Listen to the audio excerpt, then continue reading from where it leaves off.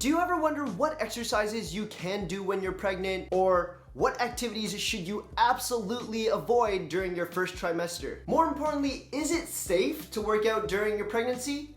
In this video, I'm gonna go over the 5 most important things that you, as an expecting mom, needs to know when it comes to exercising. Hey everyone, it's Mason from Self-Made Athletes, helping the everyday average person seeking to lead a healthier lifestyle and start their fitness journey. On this channel, I share some diets and nutrition tips, product reviews on supplements, and workouts like the fitness challenges that we've just done. So do consider subscribing. I'm an NASM certified personal trainer and a coach here at the F45 in Hong Kong.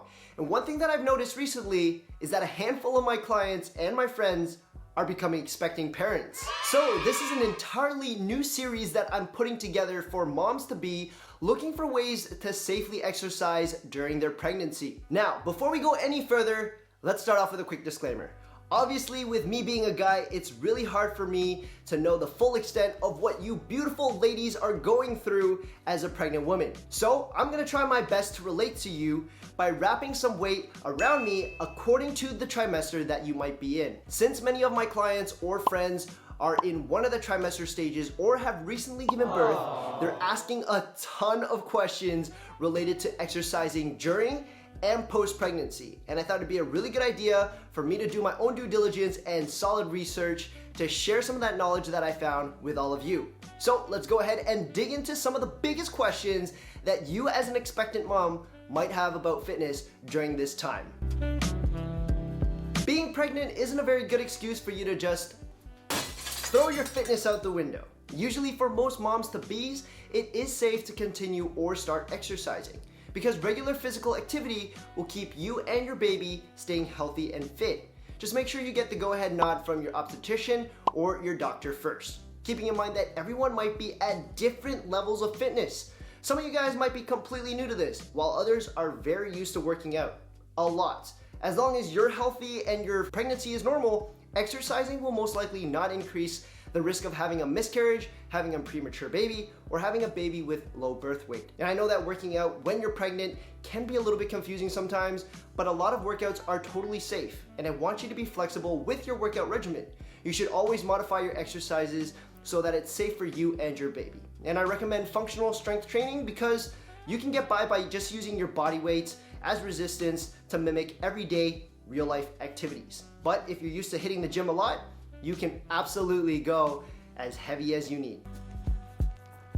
Regular exercise during the course of your pregnancy has loads of benefits.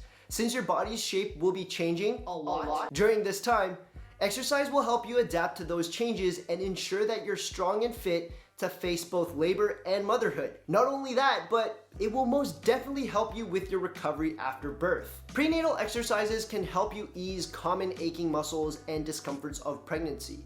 But keeping your body healthy isn't the only benefit, as physical activity can also help with your mental health. It helps by reducing feelings of stress or anxiety and possibly even improve your sleep quality. It's good to always prepare your body for these kind of physical challenges. So what's holding you back? Okay, so you've checked in with your doctor and they gave you the green light and okay to start exercising. Well, naturally, the next question is, how much exercise should I really be doing? Well, according to the ACOG, they recommend the ideal healthy pregnant woman should get at least 150 minutes of moderate intensity aerobic exercise every week for as long as you feel comfortable. That's 2.5 hours of activities like walking, running, swimming, Pilates, yoga, maybe even some cycling. And all the while you're doing these activities, yes, you want to push your heart rate up and you kind of want to work up a sweat, but you definitely don't want to push yourself too far. You should be able to talk while you're performing these exercises and not completely out of breath or gasping for air.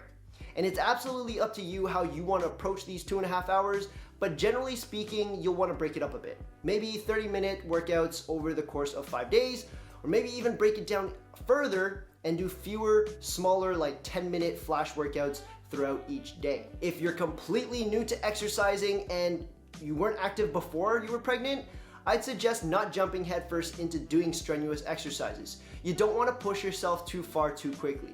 Start off with maybe 5 minutes a day and then gradually increase your activity levels. You can Add 5 minutes every week until you can actually stay active for the 30-minute daily sessions. The last note that I have on this is that if you've joined a class or you're thinking of picking up some weightlifting training courses with a PT, make sure that you let the instructor or the personal trainer know that you are pregnant.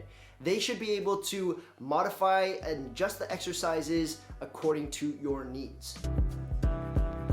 So we talked a bunch about the benefits of exercising during your pregnancy, but not all exercises are safe for you and your baby. I mean, there are the obvious ones that you need to avoid based on common sense. You gotta stay away from competitive contact sports like basketball, football, rugby, kickboxing.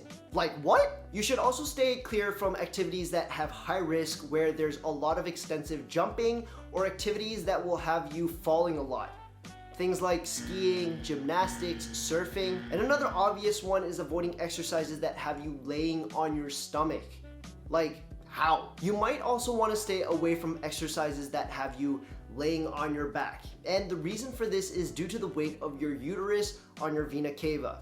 It might be a similar recommendation that you might be hearing from your doctor about not sleeping on your back during pregnancy. There's something called diastasis recti, which is your abs separating due to your growing belly. And since your uterus is already putting a lot of pressure on the abdominal wall, this might actually be unavoidable. But if you add unnecessary pressure into the equation, it puts you in an even worse position. So we definitely want to avoid exercises that adds that additional pressure, because it's that pressure that is actually the leading cause for diastasis recti. But you definitely want to seek further assessment from a licensed physical therapist who specializes in this, or someone who specializes in women's pelvic floor health. Planks, push-ups, pull-ups, crunches.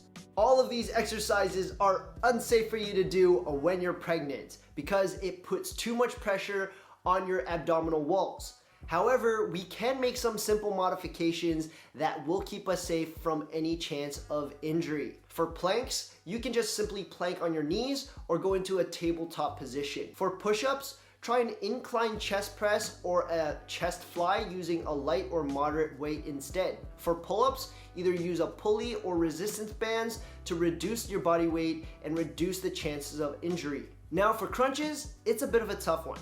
It's more about awareness than it is about modifying the movement, because there is no modification for it. And there's so many everyday movements that are similar to a crunch, you definitely need to be more aware of it. Something as simple as getting out of bed, that's a prime example. Maybe try practicing rolling off to one side before you start getting up. There are other precautions that you might want to keep in mind while you're exercising during your pregnancy, like drinking plenty of water. You don't want to feel dizzy or overheated due to dehydration, and this is especially important for my friends here in Hong Kong, but also for those who are living in very hot or humid places.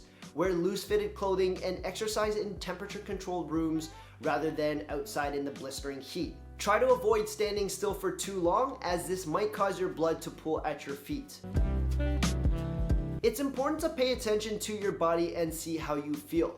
You should stop immediately and call your obstetrician or your doctor if you see any warning signs or symptoms. Now that you're more aware that it's safe to exercise and actually do some working out, there's no excuse for you not to keep yourself and the baby healthy. And if you like videos like this one, make sure you hit the subscribe button so you can get updated on all the upcoming videos. I know that a lot of you might be in different stages in your pregnancy, and so you're gonna have to make some adjustments during this time. And if you want to know some more information that's more specific to your trimester or workouts that are more suitable for you, check out these videos on the right. I can't wait to see you guys on the next one, but until next time, peace.